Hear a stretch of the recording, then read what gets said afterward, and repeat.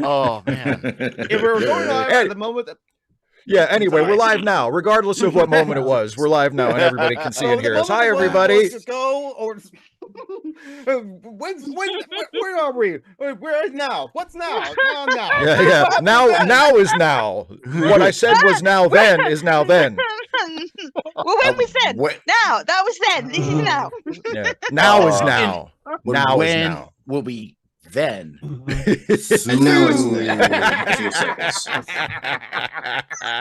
And now it's something completely different. I have weird feelings about Spaceballs because, like, as a whole, it kind of doesn't work. But it has some of Mel Brooks' best scenes. I agree with you. I know a lot of people I've discovered through the internet that there are a lot of people that just love everything Mel Brooks ever did, like all the way to Dracula Dead and loving it. Like they think it's all great.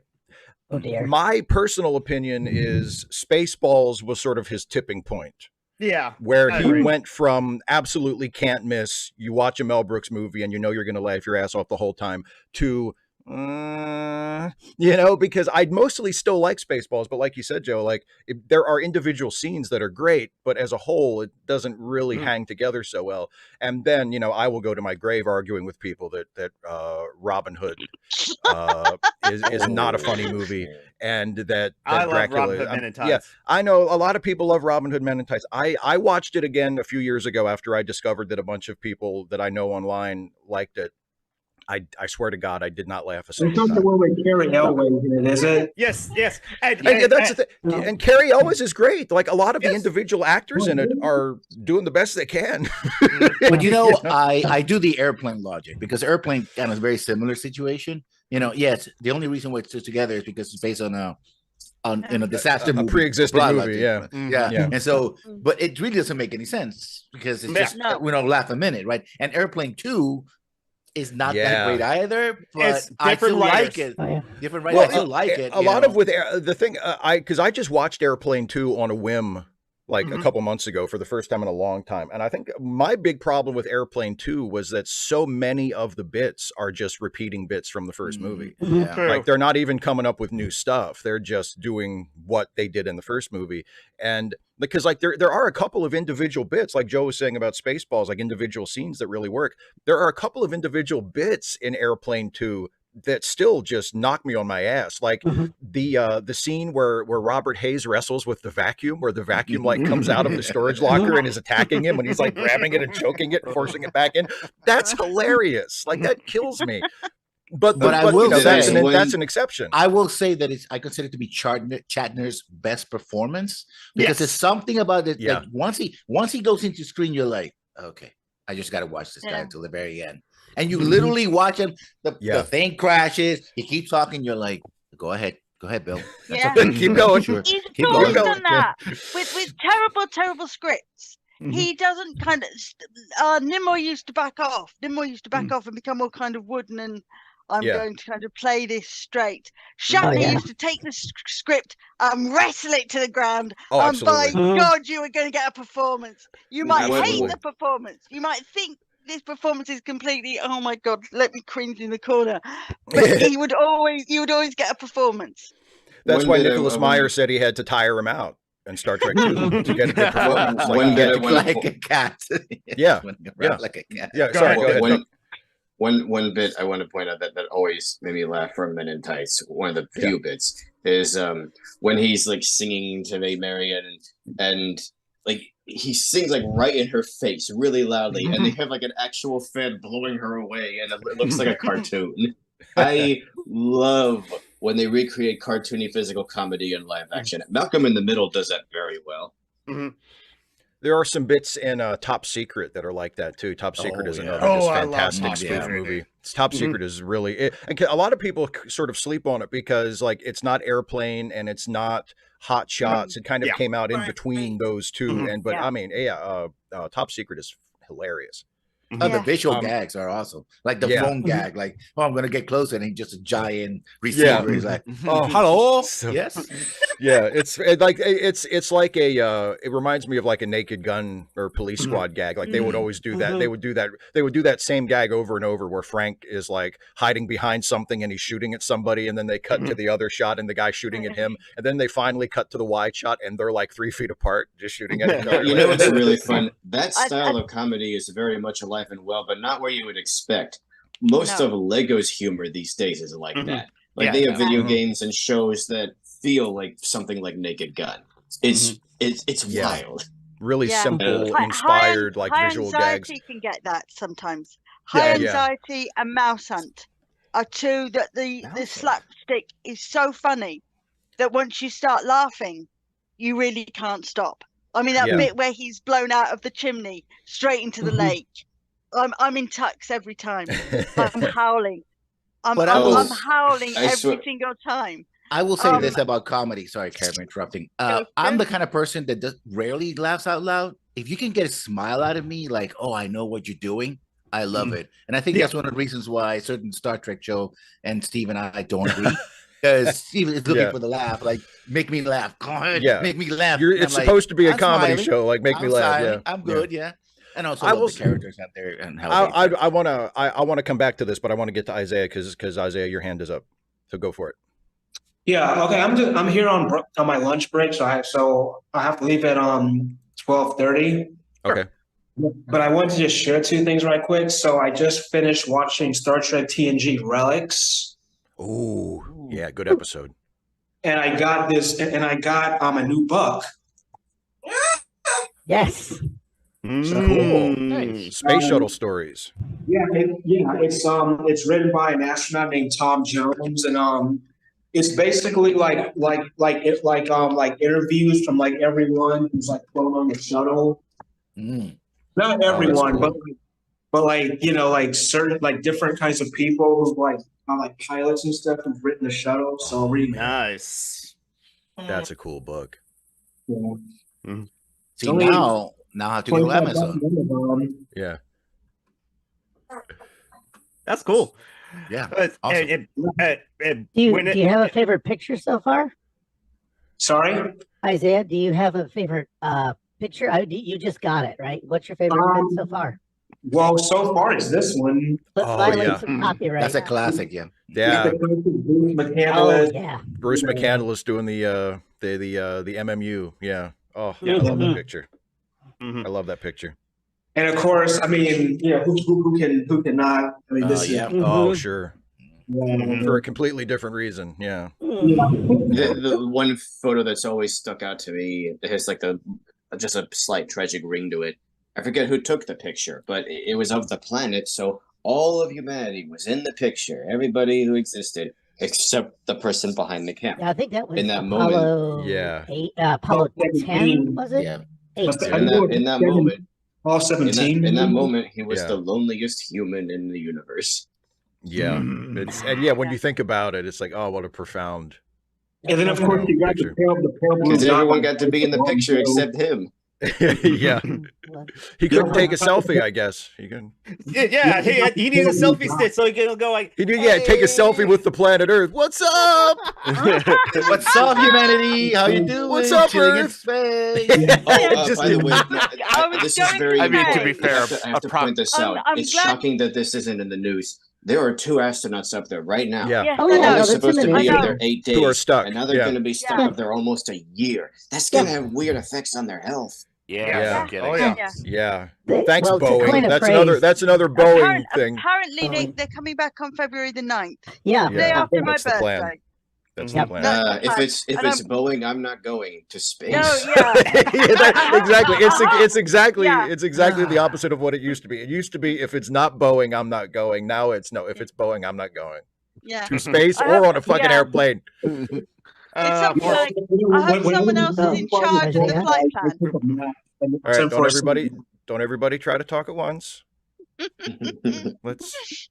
Okay. Let me go to Geek. Geek, your hand's been up for a little bit too. It's just saying that like my dad works at Boeing, and like nope, I feel that unfortunately, if you're if it's Boeing, I'm not going. It's like unfortunately Boeing's airplanes are ubiquitous amongst all like airlines. Yeah, you can't really avoid it. But anyway, I wanted to bring it back to like spoof movies because like okay. So well, one thing when Isaiah Taylor mentioned Tom Jones, I'm sure he's like a totally different person, but my brain immediately goes to it's not unusual to be in love. But that's my brain. So me too. No, me too.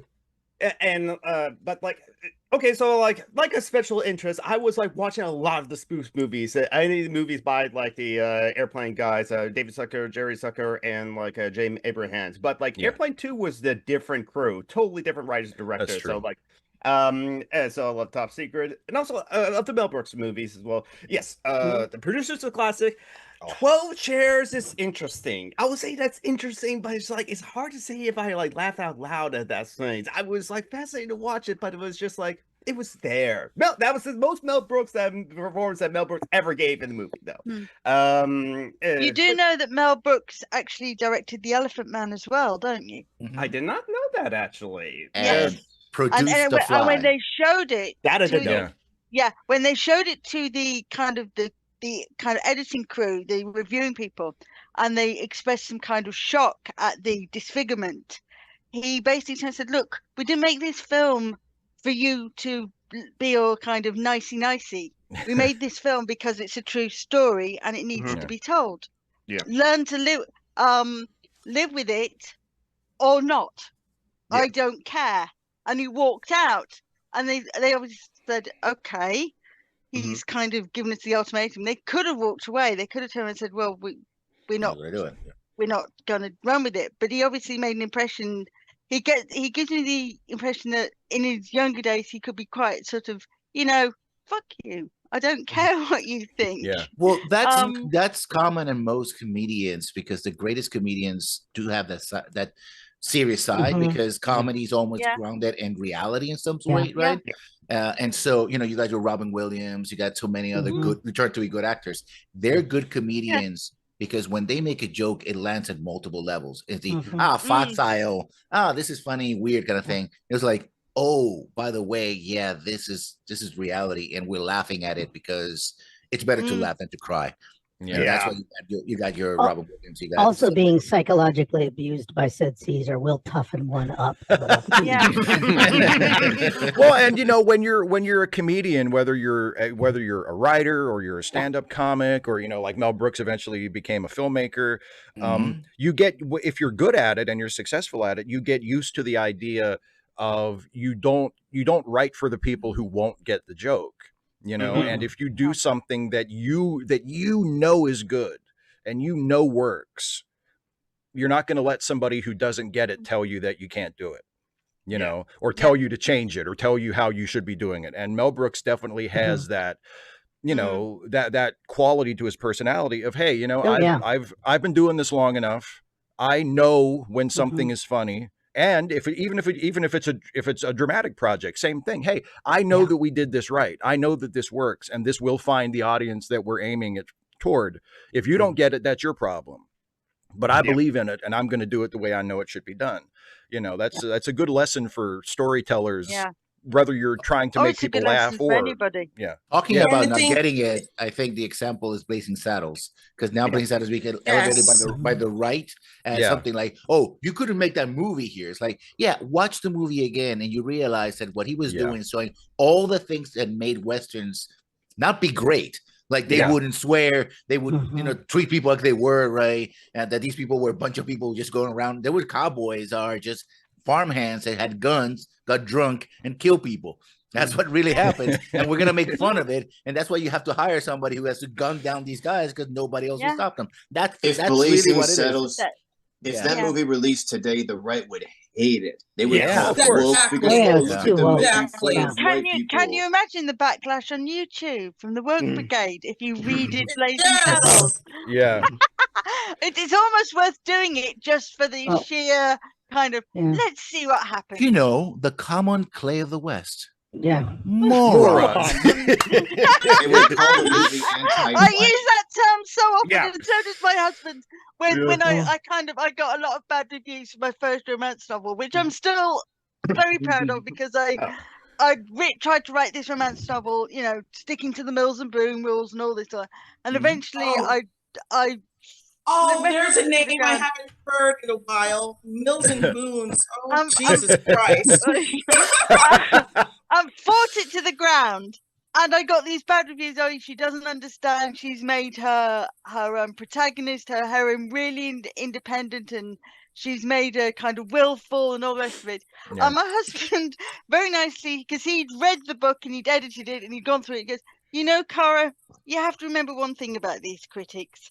They're just normal people, common, usual people, run of the mill. They have day jobs, you know. Morons. Yes. And I laughed my head off. You know what's great about that scene? Gene Wilder knew what he was going to say, but the other guy didn't. So his reaction, Cleavon that was didn't know that was coming. genuine. That wasn't acting. Yeah. And it sort of brings up like what Carl was just saying, like when you're a writer or a performer or you're doing anything that will be subject to like public criticism, you need to learn which criticism to pay attention to and take seriously and which to just ignore. And like my rule of thumb is if it seems like the person giving you a review just doesn't understand what you were trying to accomplish with it at all, then just leave it be. Just don't worry about it. Like if it seems like they understand what you were going for, but it didn't work for them for some reason, well, then listen to that. You might learn something, or that might be a critique that you need to consider for future things. But if they're just giving you a bad review because whatever you were trying to do just went completely by them, and it's like they're almost talking about a completely different thing than the thing you made or the thing you were trying to make, then don't worry about it.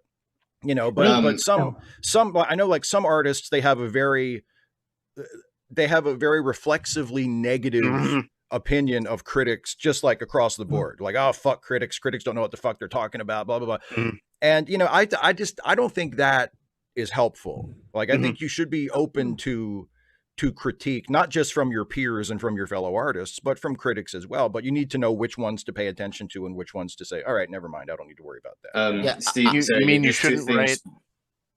Go ahead. You shouldn't write a story about how critics are evil and cause oh god, Lady in the Water style. Shameless bit of self-promotion there. That was my first romance novel. Cool, lovely cover. So could you tip it forward a little, please?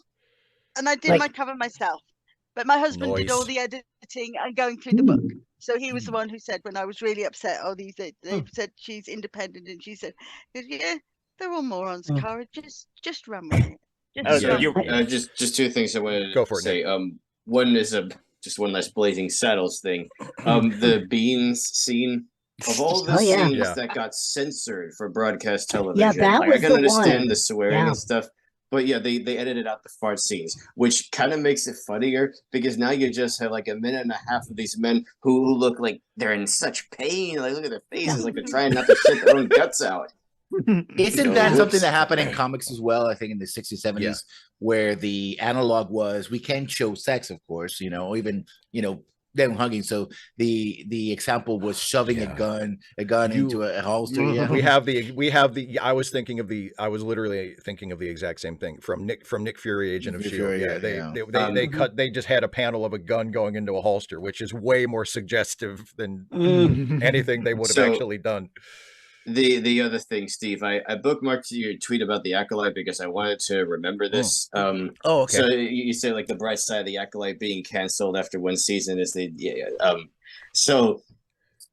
all these lore nerds, the kinds of Star Wars fans and Star Trek fans who need everything to be explained. They don't want there to be any mystery to the world, anything like left vague. They have to see how this character is connected to that character and where they were at this date and so on and all that stuff. So that's why they were so hyped. Like, Darth Plagueis, we finally get to see Darth Plagueis. Like, did you miss the point of the Opera House scene? It's not about some guy called Plagueis. The story's about Palpatine. He's talking about himself. He's saying, I'm such a cold bastard. I murdered my own master in his sleep. That's the point of the scene. But they just want to know about the Lord. They want to connect all the dots in one big constellation.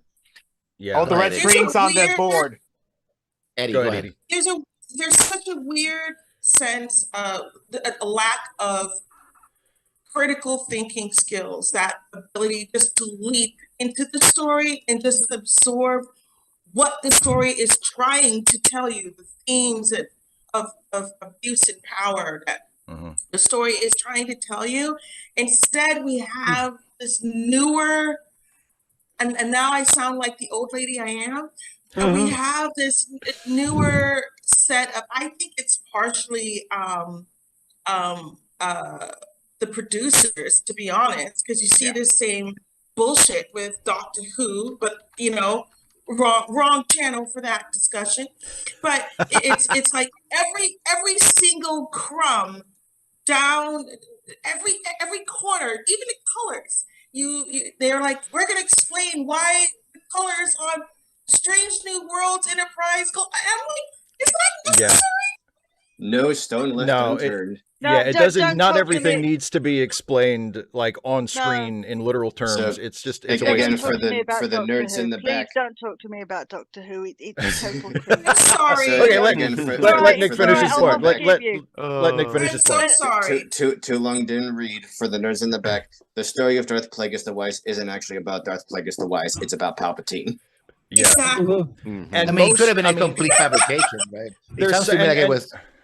It's just like usually, not all the time, and there are exceptions to this, sure, but usually when something is introduced into a story as backstory, that's all it's supposed to be. Like, it's not to be like even if you interpret, you know, Palpatine telling Anakin the Darth Plagueis story as he's telling him about something that literally happened instead of telling him a story to manipulate him and, you know, win his loyalty or impress him or whatever. Even if you assume in your head, oh, he's telling him about an actual historical event in this universe, that doesn't mean we ever need to see it. The only reason we're hearing about it is because it plays a role in the story we're watching right now. Yeah. It doesn't mean that you need to go back and do like a series where we get to see Darth Plagueis. Like, that's not the point. It doesn't matter. It can stay back. It was what Anakin needed to hear at the time to be groomed by Palpatine. Yeah. Oh, I thought it was about Palpatine trying to get Anakin to give him an over the road squeezer. Yes, Anakin. Maybe I missed that. Maybe finally, you know how people have been making comments like the power of one, the power of two, the power of many. It took me watches at least 10 YouTube videos to work what the hell that was all about. Because I never watched the series. I don't have Netflix, so I wouldn't have watched it anyway. So it was just kind of, oh, for crying out loud, this is what it's about. They've got together and kind of thumped fists and created twins out of one, and taken one egg and thrown it in the air and sprayed it with sprinkle dust and created two human beings. Oh, for the love of God, is that what it's all about? Oh, for crying I mean, to me, I'm fine. I'll shut up. Fine. The thing that made the Acolyte as interesting to me as it was, and I never thought that it was like brilliant or anything, but it was one of the only. It's the only Star Wars Disney Plus show since the first season of The Mandalorian that actually held my interest all the way through to the end. I wasn't glued to my screen the whole time. I wasn't like on the edge of my seat, but it didn't lose me. I never felt like, oh God, why am I even watching this? You know what I mean? And to me, the story, what kept me hanging in there and what really made me invest in it was the character of Soul. And spoilers, Saul doesn't make it. Nobody makes it. I mean, that's the best part about the show. They all die. Soul doesn't make it to the end of the Acolyte. And so, but it's like it's the completion of his character arc. So I thought, okay, that's a nice, sort of finish to his character. And yes, I mean, depending on how you read the series, it depends on, who you consider the main character, because obviously Osha and May, the twins, are very important characters and are major protagonists in the story. But whether you consider one of them to be, Osha was the one we spent the most time with, whether you consider Osha to be the main character or whether you consider Master Saul to be the main character, to me, the real heart of the story was Saul and his regret over what he did in the past and the choice he made and him trying to make up for it and, and the anguish that he feels. And like, that was the story to me. And once his story was over, I was like, all right, that was pretty good. I think I'm done. Like, I don't really feel like spending any more time with the rest of these characters. I think it's over. And, so when they said, they're not going to get a season 2, even though I liked the show, I wasn't upset because I'm like, okay, well, it's done, it's over, you know, It and told the especially if story. and especially if the plan for season 2 was to dive into lore and do connecting the dots and but here's where Darth Plagueis comes from. Okay, I don't give a shit about that. You know, so I think there need to be more short stories that wrap themselves up with a little bow at the end. Especially if they're going to keep structuring these seasons as just extended movies. Absolutely. Well, I love the short stories they've done, animated stuff for Star Wars, where they just take ideas from Star Wars. Oh, yeah. One of them was like, oh, there's this guy who was killing these, Sith, and at the end it's like, yeah, he's also a Sith too, right? Yeah. He just redeemed himself or whatever he wants to do. It's like, I'm gonna do this because I know who you are. You're evil bastards, and I'm the only one who can stop you. That's it. Yeah. Yep. No, I wish they'd lower the stakes. Well, I apologize. Oh no! Oh yeah, that's a good point too about the lowered stakes. Yeah. Yeah, I mean, because if it's and that's why I'm gonna die on the hill of short tracks, because it's like I need a low stakes, cheap ass thing that you've got 5 minutes or you got a 3-panel cartoon. You know, get it in, get it out, get it over with. Don't rely too much on the lore. You use it as a touchstone maybe to help, but you don't have to do it. You can tell this great little story, and it's very satisfying. Doctor Who did that in 05 when they brought it back. They would do a series of these little side quests. Anyway, self-contained stories, like that's the thing. I mean, God forbid. I know, right? Comments I got was for my sort of sequel to The City on the Edge of Forever, which takes an original character with the legendary characters, but she doesn't sort of say, oh, I'm going to make the story all about the legendary characters. I'm going to make them sort of secondary to the main story. But is it scraping Edith Keeler off the pavement? Yeah. Is that the sequel? No. Street her cleaners. autopsy? Street cleaners. The sequel is let's just say Kirk had relations with her. Oh no! Not Captain Kirk. Yeah, this is my shock face. He would never do that. So it really is going to be about the street cleaners and the child they find and adopt. No, she's pregnant when she's exactly kind of scraped off the pavement, but she's comatose. But I kind of created a sort of semi backstory for her, and Kirk has descendants.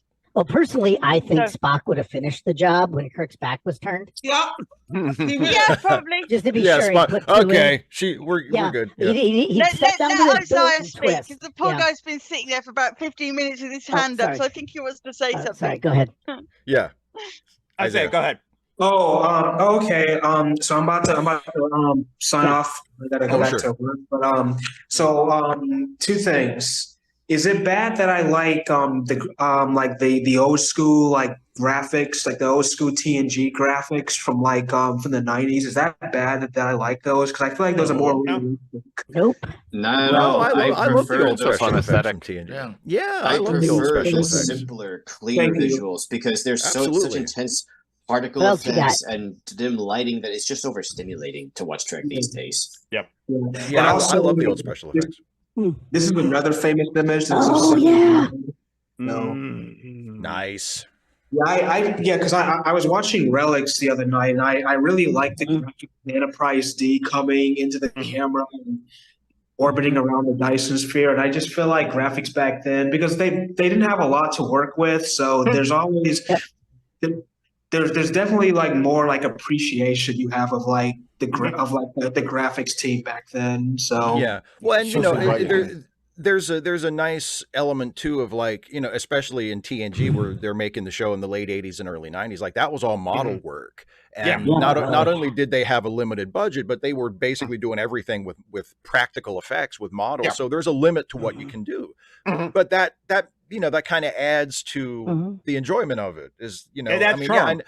The charm. And I mean, not that I have anything against digital effects at all. I think digital effects artists are great, and I think special effects in movies and TV shows today, when they're done well, are fantastic. But there's a charm to it, about it's somebody took a scale model that somebody made of a ship, and they photographed it. And they, you know, when you learn about the process, when they would do the old Star Trek shows, how they would have to do multiple passes with the motion control camera to get the body and to get the lights and then to get whatever the background was going to be. And, you know, it just, there's an appeal to that, like practical process that you don't. Think about something like the finale of DS9. All those ships whizzing past each other and lasers going off in all directions. Imagine how overstimulating that would be nowadays. How many particle effects and like the sound effects and everything. It'd be too much. They'd overdo it. Visual noise. Yeah. Edie, your hand is up. Okay, later, Isaiah. Oh, see you later, Isaiah. Thanks for stopping. I'll see you for SBA. I'll see you for SBA. Yeah. Bye, Isaiah. See you next Bye. time. Okay, Edie, your hand's up. Hey, Steve. Thank you for not sticking to Star Trek, because you actually have like a brain and a life. I just wanted to point that out. You're welcome. You have more than one special interest. It's weird, right? Only, you know, you just have one facet to your personality. That's it. Exactly. It's right. The second thing I wanted to point out, just for, because I'm on the West Coast. I literally stayed up last night and I just woke up. So so that's my life.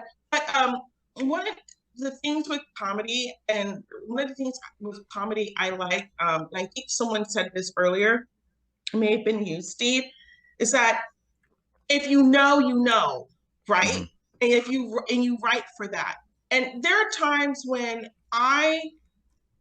being in my late 40s now, holy shit, I'll be watching Trek with one of my goddaughters, and we're just on the couch, and she's on like TikTok or whatever while I'm watching it, and then she'll perk up, and she's like, "Wait, that's what's going on right now."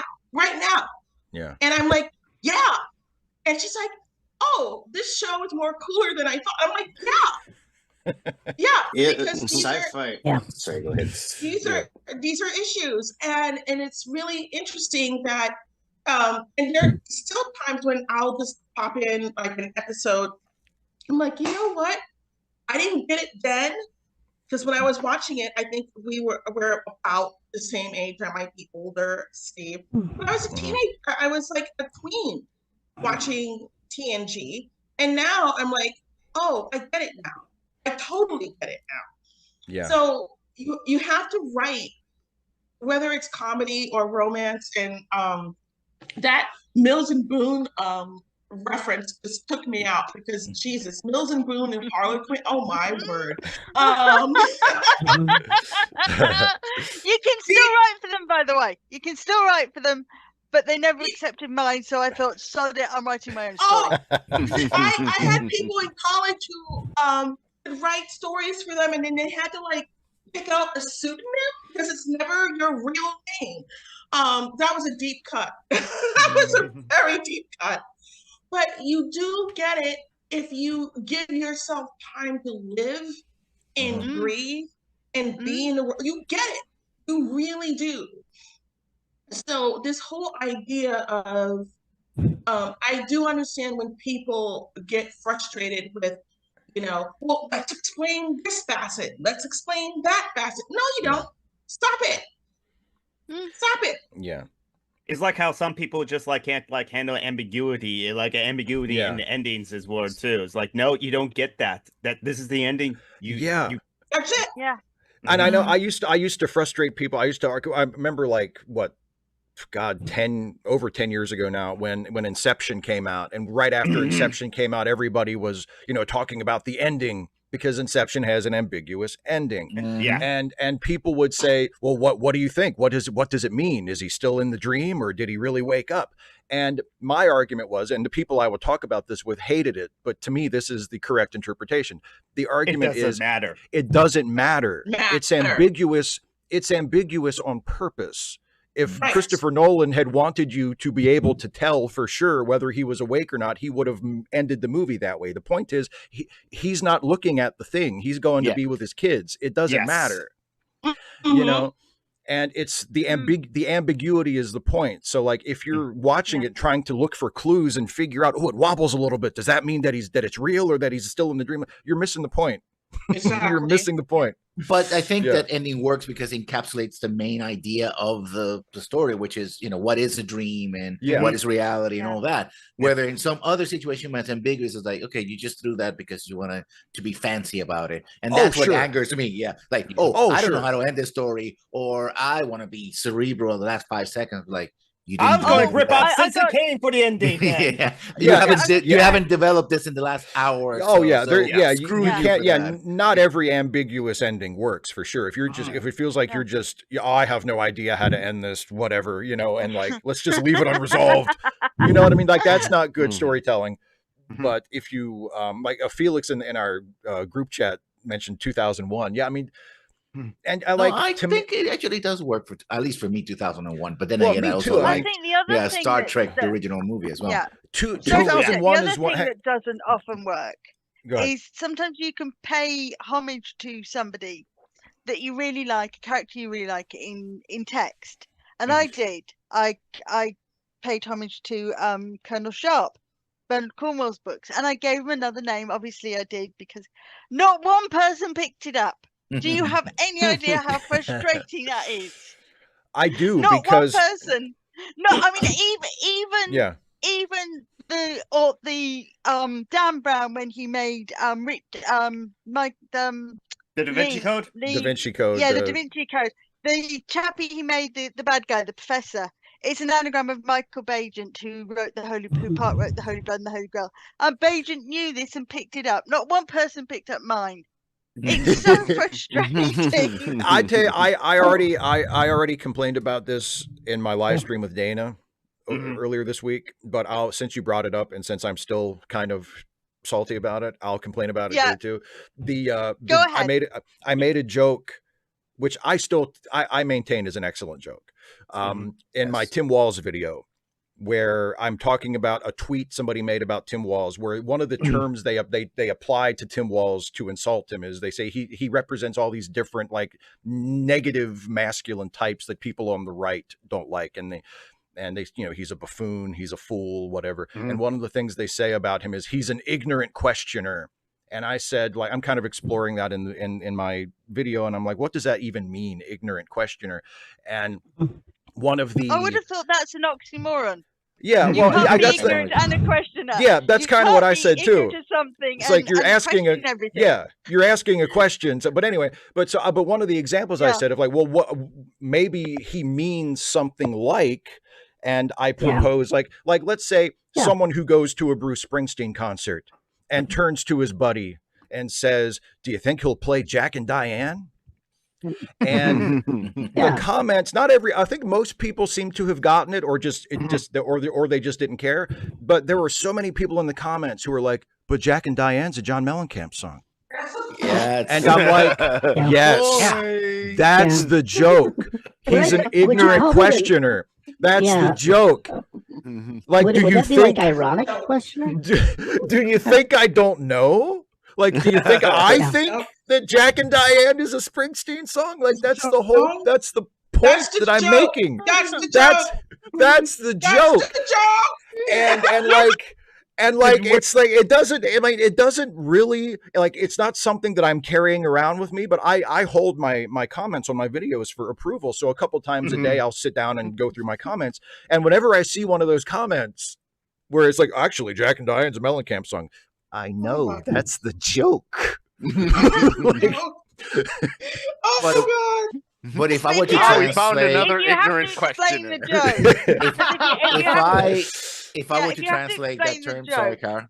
So if you have to explain the joke, or you have to explain why you named this person, although you've given them clues, you've made them a colonel in the Royal Green Jackets, you made them a friend of Wellington, you've made them present at Waterloo, you have basically said this is Sharp in all kind of iterations you can think of, and they still haven't got it. And then somebody says, you put Sharp in your book, and you said yes.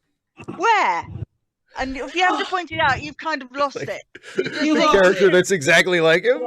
Yeah.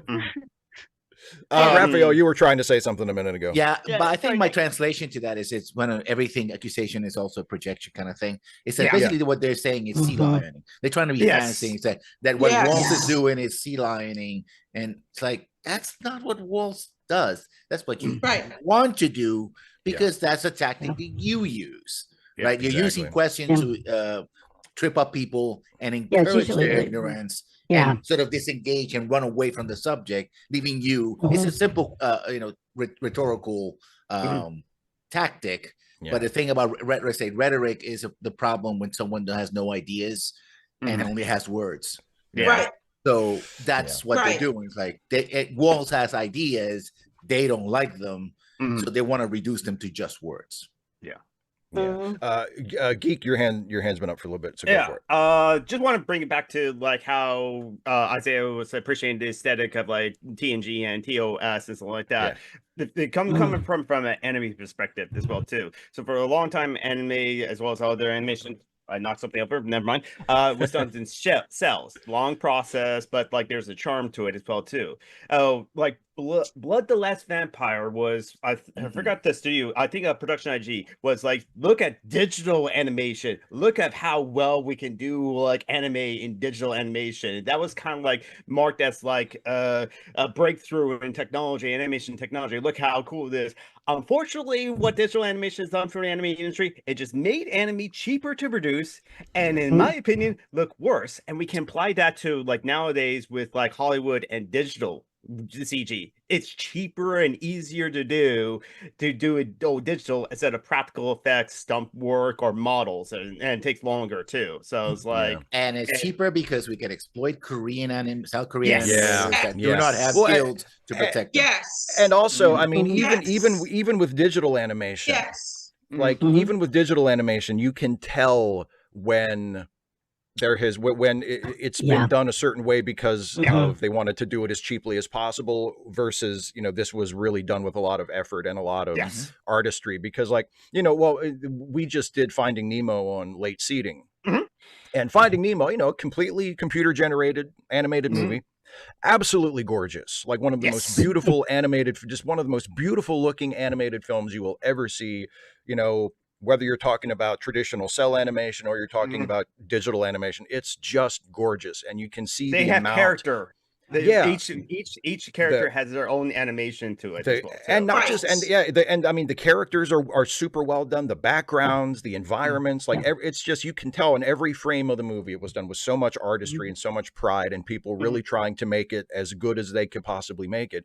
And so that's an example where maybe digital animation is quicker or cheaper than cell animation would be in certain areas.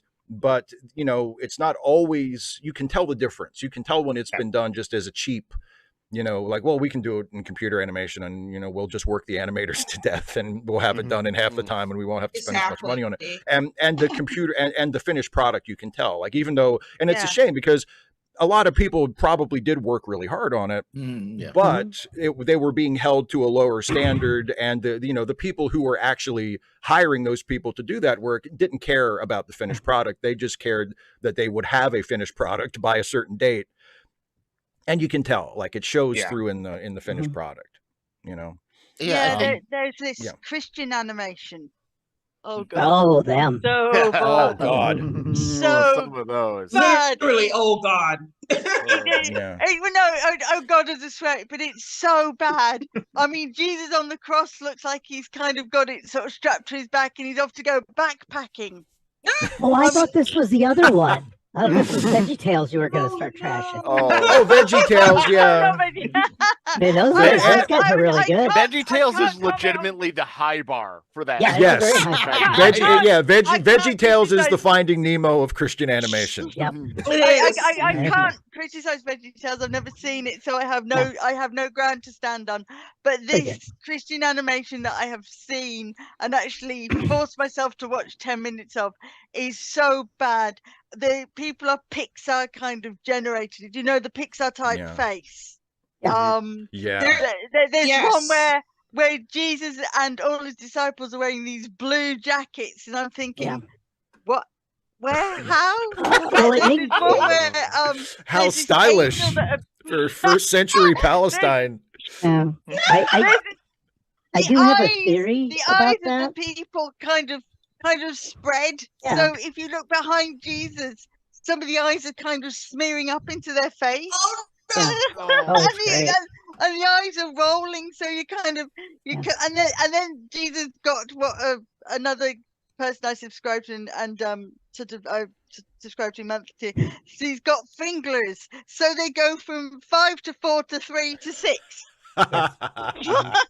Can I interrupt real quickly? Because now I imagine Jesus and the disciples doing a Tarantino walk up, but dressed in blue suit. Like, you know, what's his name? The Reservoir Dogs. Like, and you can hear the music, like, dun, dun, yes. dun, dun, dun. I am going to save you, my son. You know what? To be honest, you could do Jesus walking onto the stage to that music as he goes to confront the Pharisees in the Garden of Gethsemane. The Kill Bill music. The da, da, da. Yeah. Yeah. Well, I mean, it is kind of cool because he could carry the cross up like in Kill Bill 2. There you go. She got there you go. out of the grave, and To be this fair, will be the same thing. To be fair, we did had a Tarantino Jesus movie in Jesus Chainsaw Massacre, The Passion of the Christ.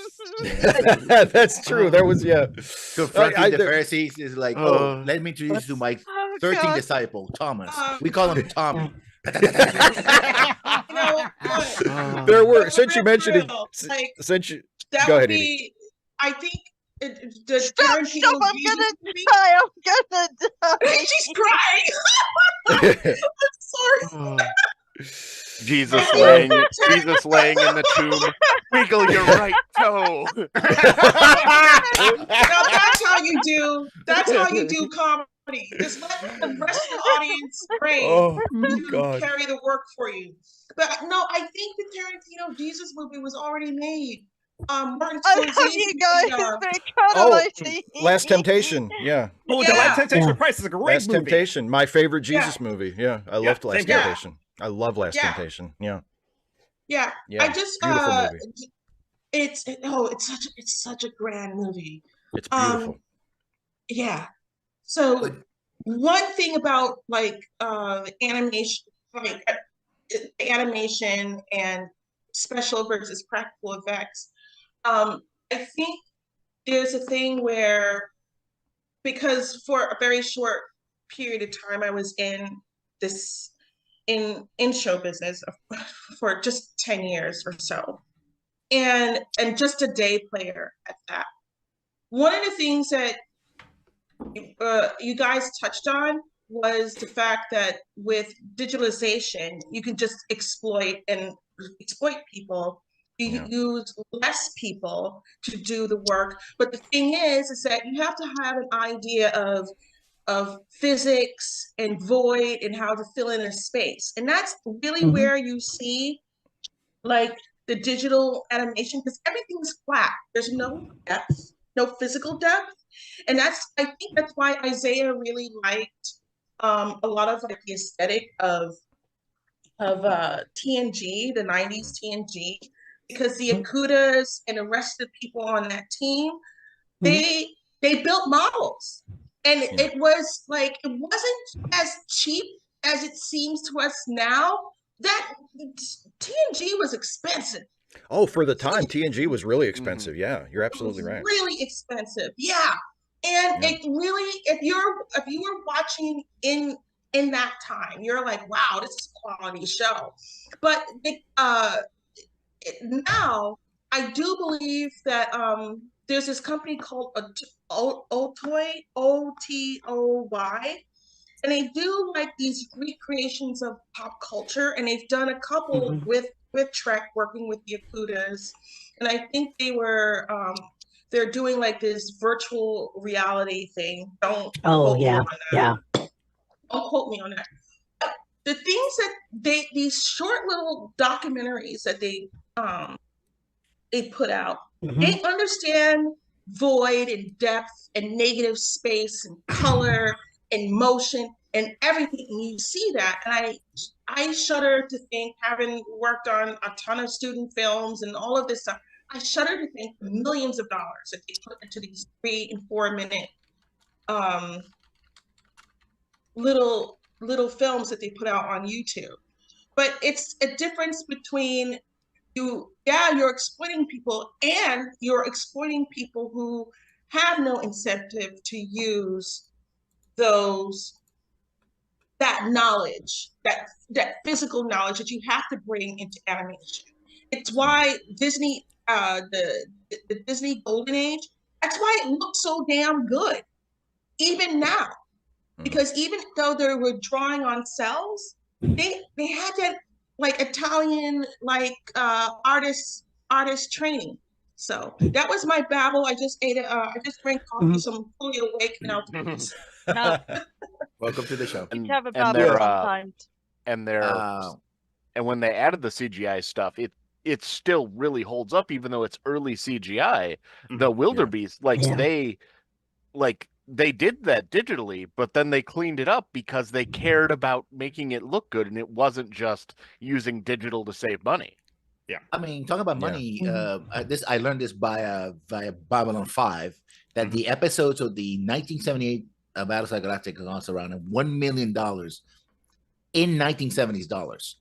That was one of the goals, and one of the reasons Babylon 5 uses also old CGI as well in an old Amiga.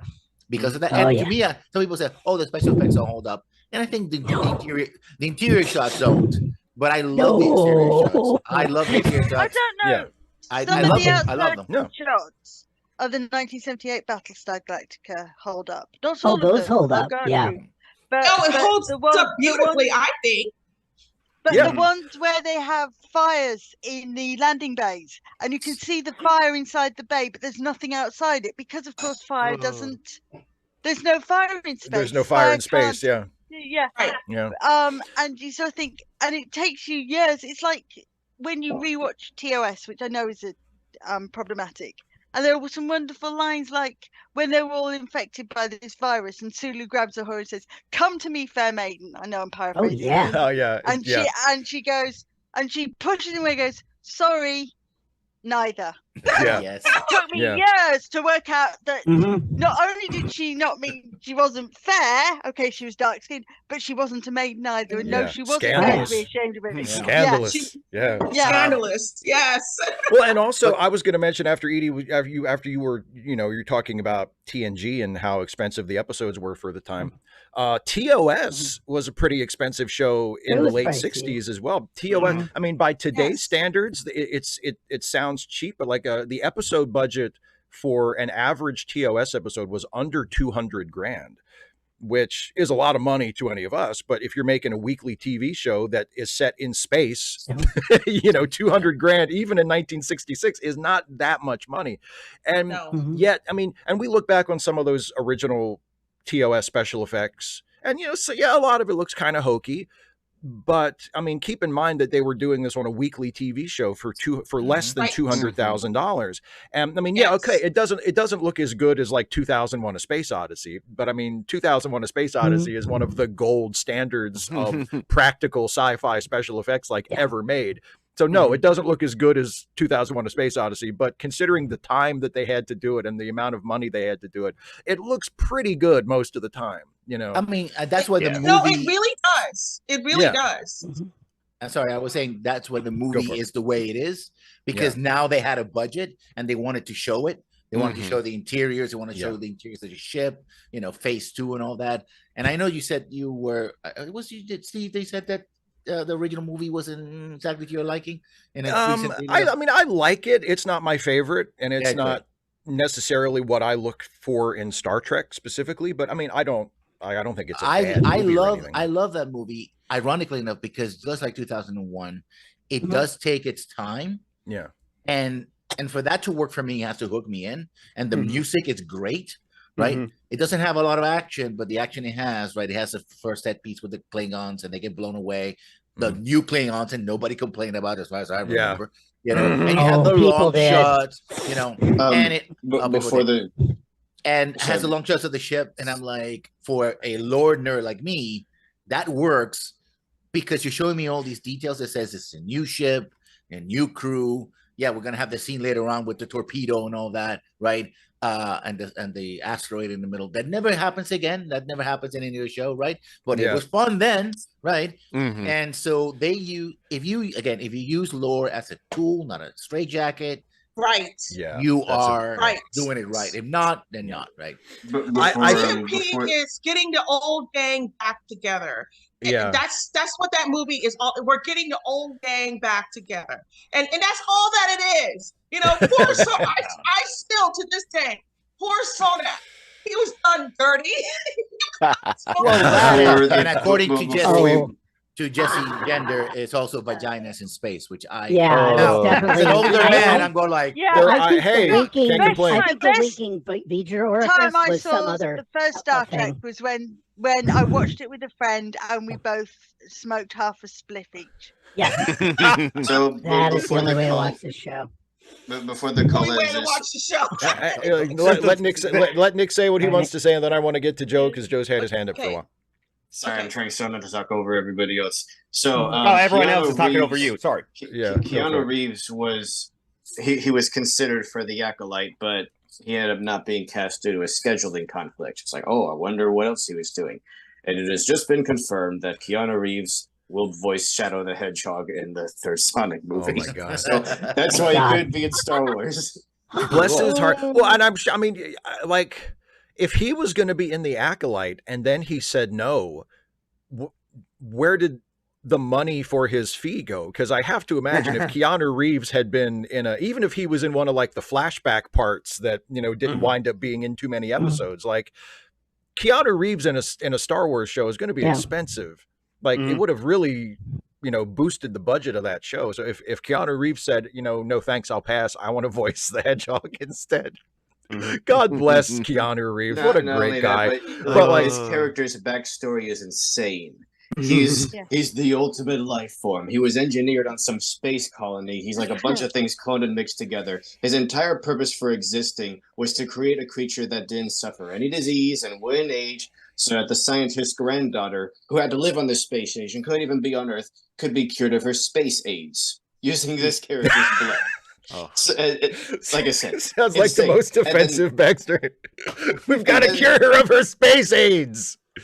Seriously? Jokingly called it, but she had a neurodegenerative disease, and there was nothing that might have some prescience because he always seems to avoid projects that are going to fail abysmally. He does have a pretty good track record, Keanu. He does have a pretty good track record.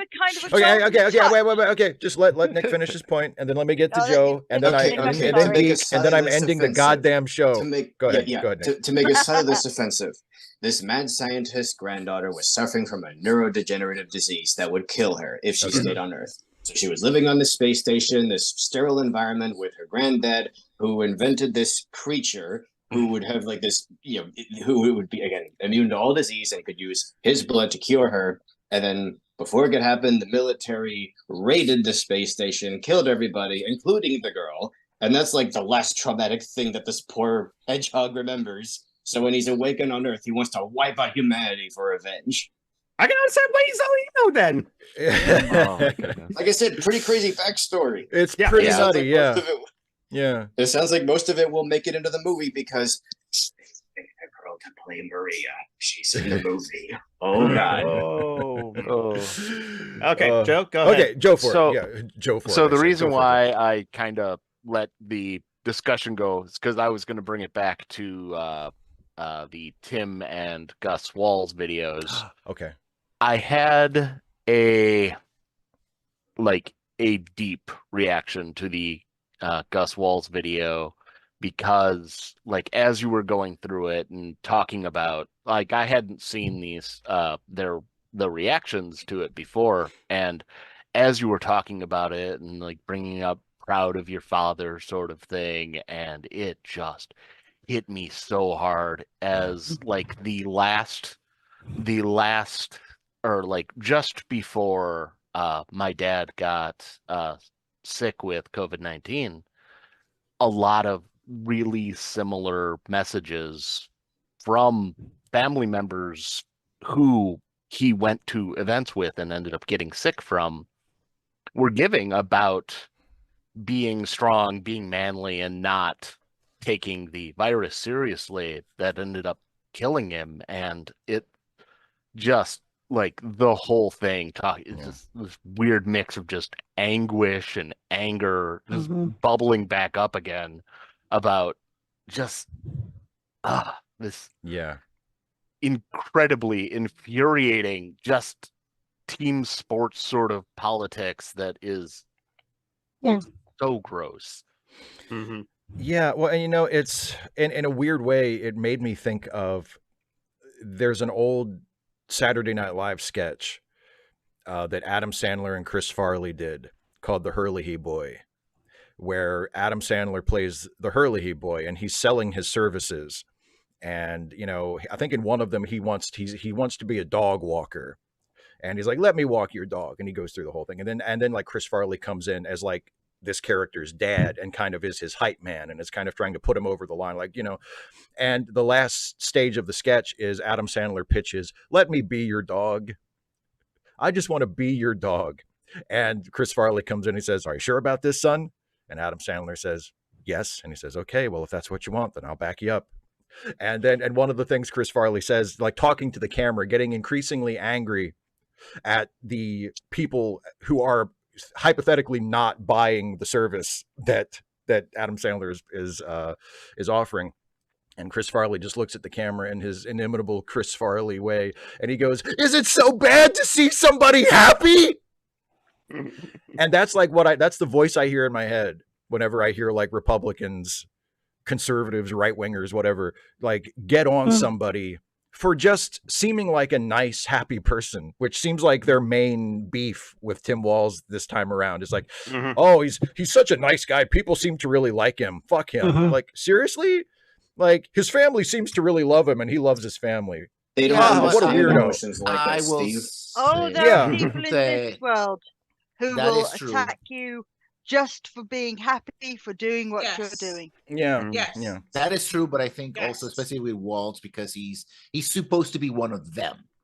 Walz is supposed to be the prototypical Republican, Midwestern, you know, hunter and all that, but he's playing for the other side, and that cannot be allowed. Yeah, exactly. He's nice to gay people. He's nice to trans people. Yeah. You know, he's nice to women who want abortions. He has betrayed us.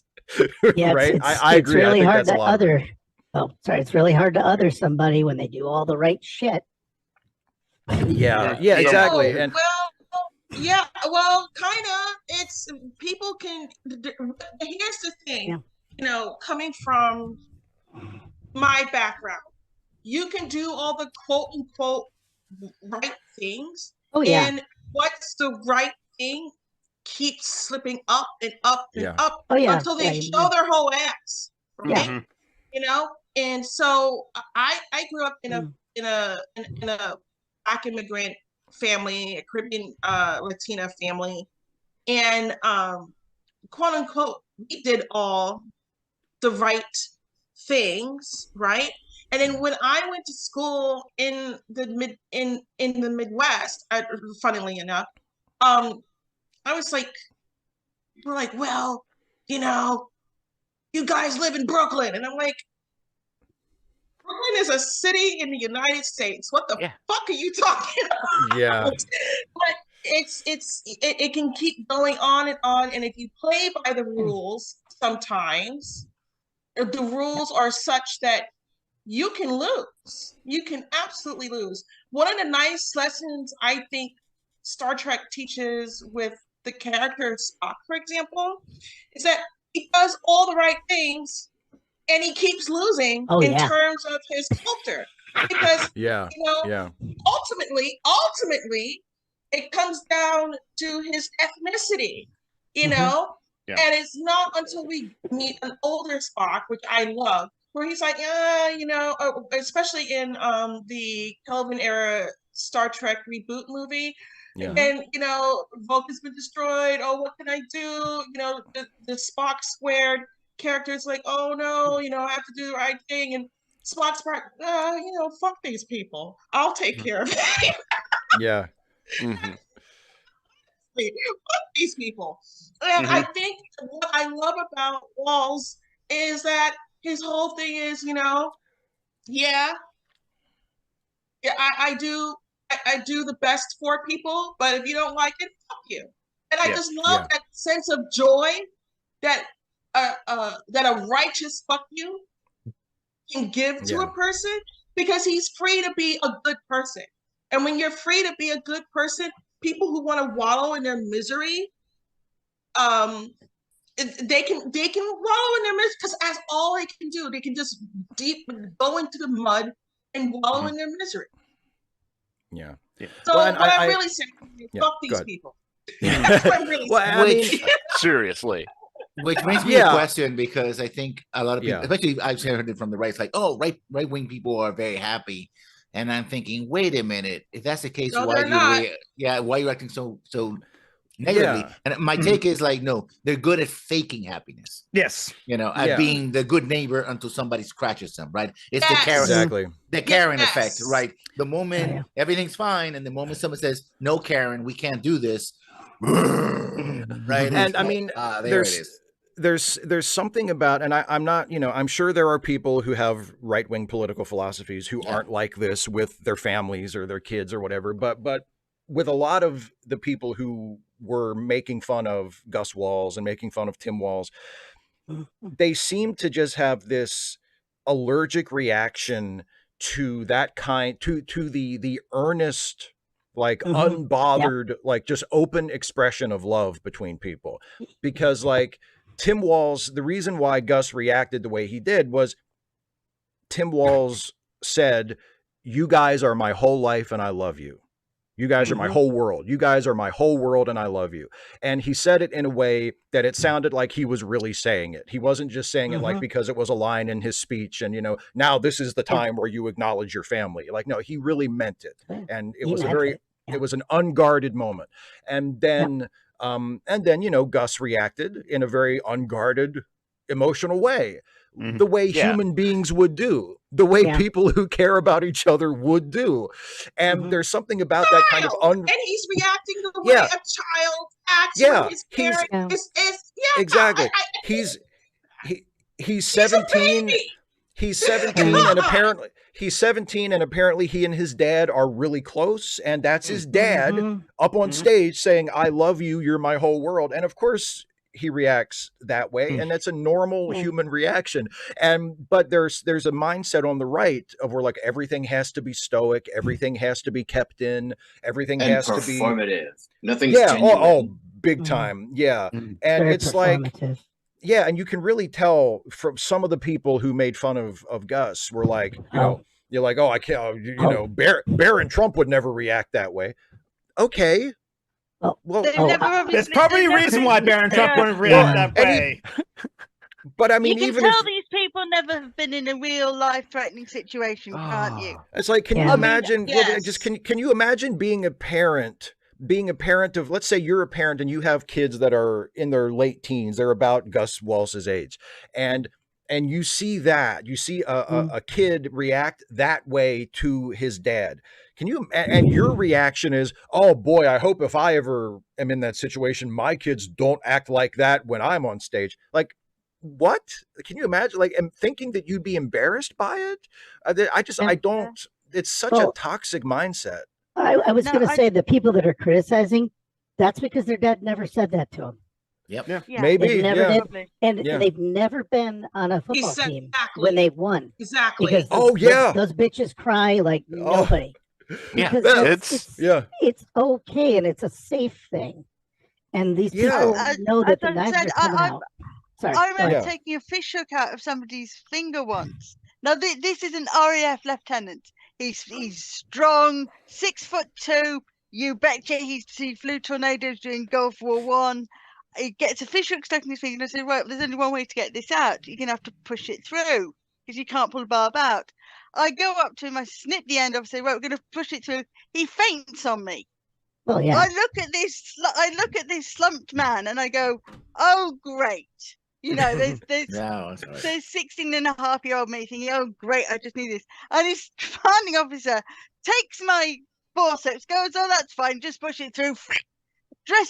Just dress it for me, love, and we'll get him off the boat. It'll be fine in about 15 minutes. And I gave him the most scathing look I think I've ever given him. I said, could you not have been a bit more sympathetic? But as a person, no, yeah. my dad was like that, you know, not because he didn't love me. It's because that's how he was raised in a very difficult family. My grandfather was alcoholic and abusive, so it kind of rubbed off on him, right?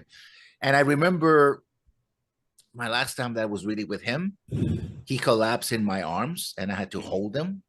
And the fact that it was kind of the first time I remember actually hugging him in a very difficult situation, you know. And I remember that in the last years, I always made it a point to at least pat his shoulder, like, I'm here, Dad, right? Yeah. And I knew he loved me, but that was a problem they had, and it affected him and affected my half brother, you know, rest in peace, right? And I isolated him. He ended up very isolated because my complaint with him was when we talk on the phone was like he wouldn't even say like right. He was talk and then we silence on the other line, you know. And my complaint and other people was like, oh, we're Puerto Ricans, we're very emotional and everything. So dragging things out of him was a difficulty, right? To get him a reaction. He wasn't a bad guy, but that's how he dealt with his own drama, right? I don't want to be a burden to other people. I'm going to handle it myself. I'm going to try to be as strong as possible. That's not healthy. That's not healthy. Before the call-ins, something about the astronauts. Sorry, this is not exactly breaking news, but I just saw an amazing tweet. Somebody said, humanity has about 6 months to purchase 8 billion ape costumes for the ultimate prank. Yes. Oh, yes. Oh, man. Oh, please. Wouldn't even have to be a whole lot. Just make sure that the team that picked them up. Yeah, the first. Oh, well, they did that already. They did that in NASA. They already did that in the space station. Somebody brought a suit and they dressed up and they chased somebody on. I saw that clip. That was it's amazing. so funny. It's so funny. Okay. No. Okay. We're gonna end. So I have. Yeah. Wait, everybody, shut up. Everybody, shut the fuck up.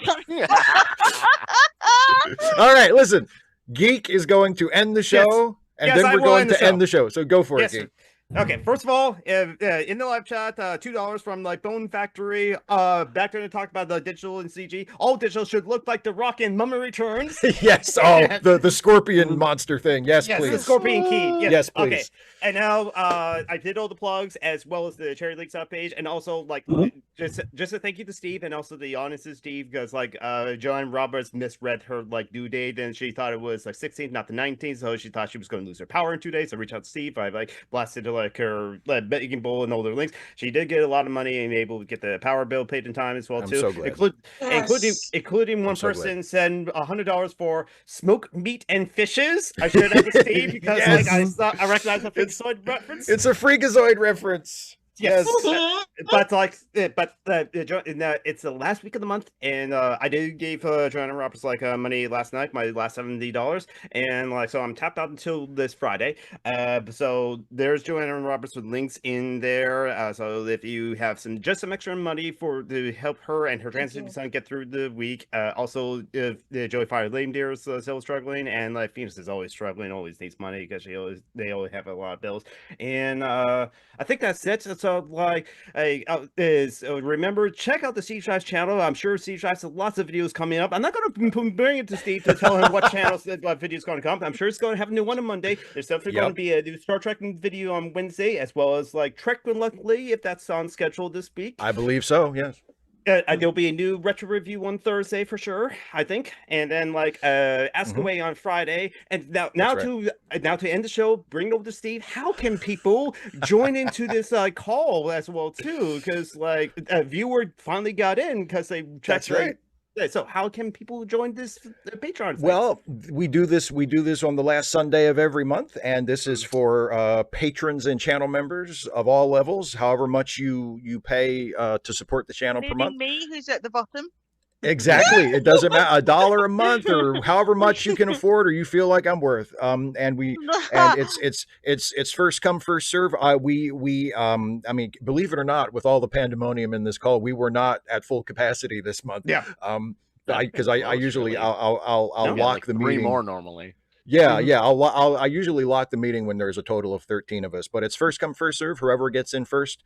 And we spend an hour or so together on the last Sunday of every month. And it's just, you know, something that we do, that I do to show my appreciation for those of you who are good enough to throw a couple of bucks my way through Patreon or through a YouTube channel membership. And yeah, so patreon.com/Steve Shives, or if you want to be a channel member on YouTube, just click the join button right on the YouTube channel. And we will do this again in about a month on the final Sunday of September. We will see you again for this. The 29th. As I said, there you go. Steve, yeah, Yes. as I said, Steve, you know, organize everybody. Everyone, Dana's got our ash stakes. You know, Yes. you can, no, Nick, you can't bring leeks. They're not an allium. It's not an allium. Different vampires. Vampires, garlic flowers or the garlic wreaths. We stake the right-wing vampires. No, I say you can't bring the hammer from your grandfather's shed. It has to be a wooden joiner's mallet for a very good reason. I had a whole skit written, but I thought that might have been pushing it a bit. All right, that's okay. You ran through it at the very end there. So, all right, somebody that's it. Recording stopped. Not yet, but in just a second. Bye, everybody. Bye. Steve. Bye.